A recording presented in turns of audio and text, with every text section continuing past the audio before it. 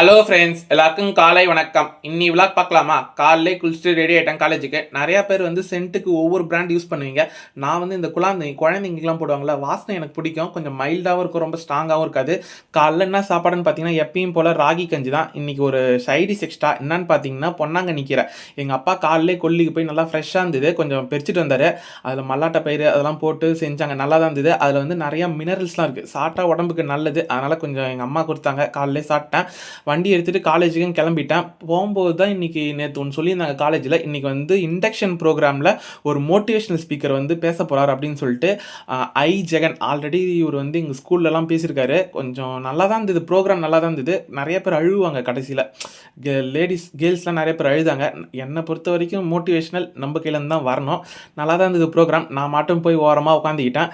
பேசினார், கொஞ்சம் நல்லா வைப்லாம் பண்ணார். ஃபஸ்ட் இயர் பையன் ஒருத்தன் இருந்தான், பிஎஸ்சி. அவன் கூட நல்லா பேசியிருந்தான் என்கிட்ட. அவன் கூட பேசிட்டு நிறைய மதியத்துக்கு மேலே வைப்பாக இருந்தது. அதெல்லாம் முடிச்சுட்டு வீட்டுக்கு வந்த உடனே செம டயர்டாக இருந்தது.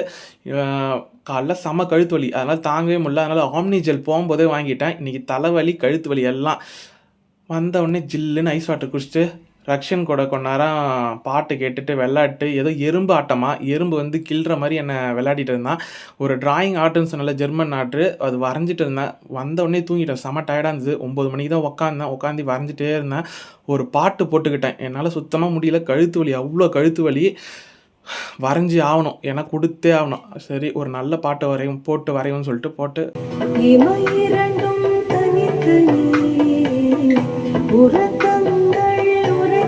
இதுக்கு மேலே முடியாதுடா எப்பா. நைட்டு 9 மணிக்கு உட்காந்தேன், இப்போ மணி வந்து 2:30 ஆகுது. என்னால் சுத்தமாக முடியல. வரைஞ்ச அளவுக்கு வரைஞ்சிட்டு மீதி நாளைக்கு வரையலாம்னு சொல்லிட்டு ஆம்னி ஜெல் இருந்தது, அதை எடுத்து கழுத்தில் அடிச்சுக்கிட்டு தூங்கிட்டேன். இந்த விளாக் உங்களுக்கு பிடிச்சிருந்தா லைக் பண்ணுங்கள், சப்ஸ்கிரைப் பண்ணுங்கள், ஷேர் பண்ணுங்கள்.